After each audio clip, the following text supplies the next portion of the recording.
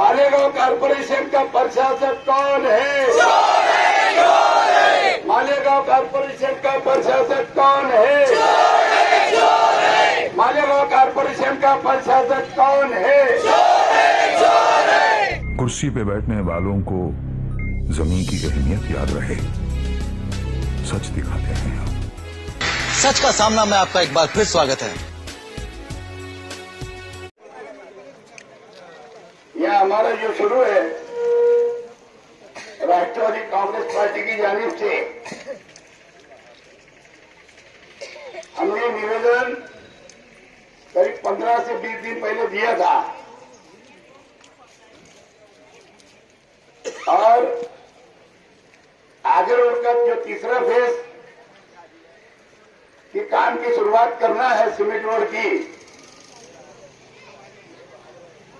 1.5 महीना टेंडर खुलने के लिए हो गया, ओपन होने, आज तक उसका वर्क ऑर्डर नहीं हुआ।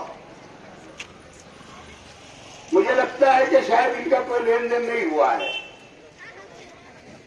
कोई कमीशन नहीं मिल पा रहा है, इसलिए जानबूझ करके 1.5 महीने तक उसका वर्क ऑर्डर नहीं किया गया। 6 महीना 7 महीना पहले से नेशनल कंपाउंड का जो मेन नाला है, जबकि पहले से कारपोरेशन का निशान नेशनल कंपाउंड की दीवार पे लगा हुआ है, लाल निशान। इन लोगों को बार बार उससे ही पेपर मांगते हैं, जबकि इनके पास सब कारपोरेशन के अधिकारियों के पास वो पेपर मौजूद है।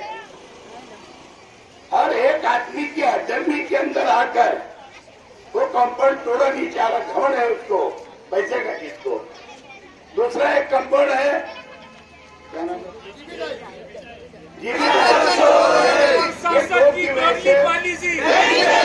अड़थड़ा आया हुआ है और वो वहां का नाला जो है वो चालू नहीं हो पा रहा, जबकि नाले का काम पूरा हो गया है। बड़ी आरसीसी गटर बनाई गई हो 1 करोड़ की, और ये अगर चालू हो जाता है तो आशा नगर के सीट से और हजारखोली की तरफ से जो पानी आता है, एक अंसार पथरा के पास और एक नेशनल कंपाउंड के पास, जो कि बारिश के दिनों में पवारवाड़ी के अंदर जो पानी भर जाता है घरों में, ये चालू हो गया तो वो मसला हमेशा के लिए खत्म हो जाएगा। दूसरी साइड का भी नाला है 1 करोड़ रुपए का, ये पूरा हो जाए तो वो शुरू हो जाएगा।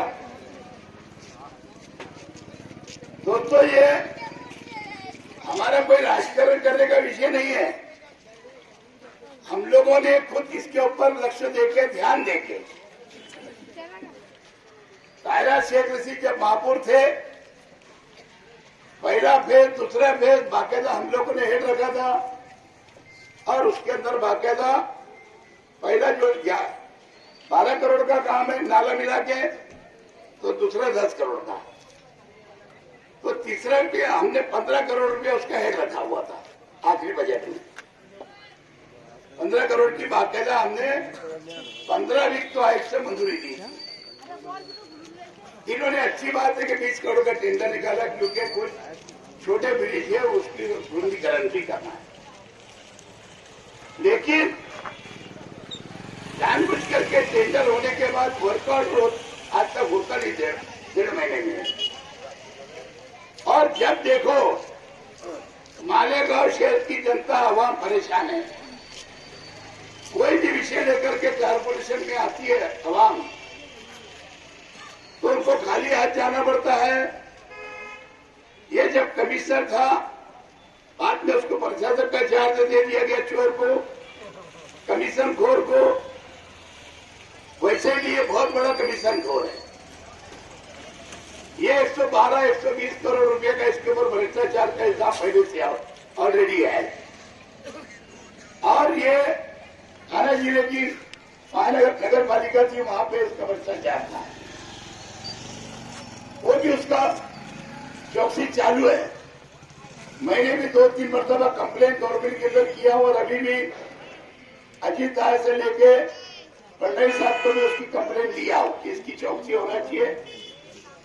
दोस्तों, जो 100 करोड़ का काम निकला, जबकि उसको कम से कम एस्टीमेट रेट में या बिलों में देना चाहिए था, जबकि उसको 10% बढ़ा के 12% बढ़ा के दे दिया गया। 12 करोड़ का वो एक नुकसान। और उसके साथ साथ जो यहां से ज्यादा इनकम होता है, जो 70% लोग 75% लोग जो लोग रहते हैं माइनॉरिटी के, वहां से इनकम सोर्स होता है, वहां सिर्फ 3 रास्ते 4 रास्ते किए जाते हैं। यहां से इनकम कम होता है, जहां से घर पट्टी लगाने के लिए दादागिरी। यहाँ के शिंदे गट के लोग, जो मुख्यमंत्री गट के लोग हैं और जो मंत्री है आज के पालक मंत्री, इन्होंने घर पट्टी का सर्वे करने से रुकवाया। वहां से इनकम नहीं होती है तो वहां पे 80 करोड़ का काम, बल्कि 85 करोड़ का काम। ये साथ में यहाँ का जो प्रशासक है, महीने नगर सेवक से लेकर 84 से लेकर आज तक बहुत सारे यहाँ पे सीओ हुए, चीफ ऑफिसर हुए, कॉर्पोरेशन बनी, आयुक्त है, लेकिन ऐसा जातिवाद प्रशासक और आयुक्त तो मैंने नहीं देखा।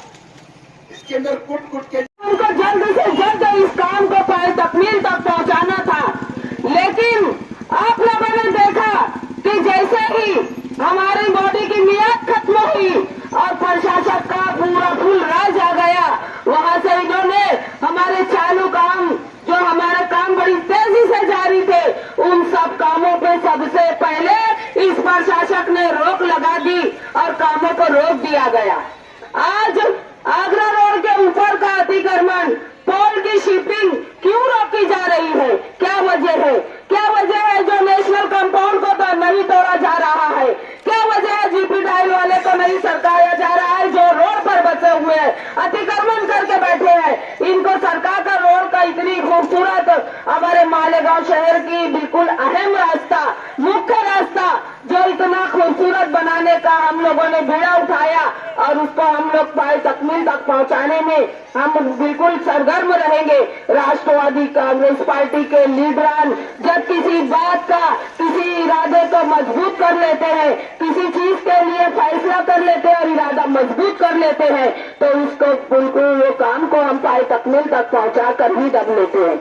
आज जितना भी हमारे इस लास्ट के 22-23 के बजट को हमने जो मंजूरी दी, हमारी बॉडी ने जो मंजूरी दी, बजट इस तरह से बनाया गया कि मालेगांव शहर के अंदर ऐसे भी कई रास्ते, ऐसे भी कई बड़े बड़े नाले जो कि बहुत ही तकलीफों का सामना हमारे मालेगांव शहर की गरीब आवाम कर रही थी, और वो रोड रास्ते, वो गटर, वो नाले, ऐसे कामों के लिए हमने बजट रखा और हेड बनाकर बाकायदा नामों के साथ बजट को रखा गया।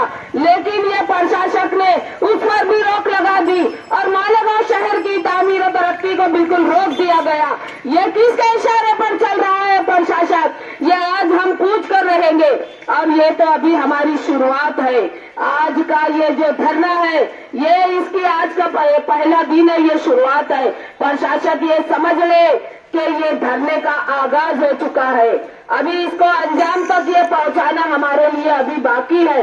जब तक आप कितनी भी लेखी दे लो, आप कितना भी हमसे झूठी बातें कर लो, झूठे वादे कर लो, हम लोग यहाँ से बिल्कुल उठने वाले नहीं हैं।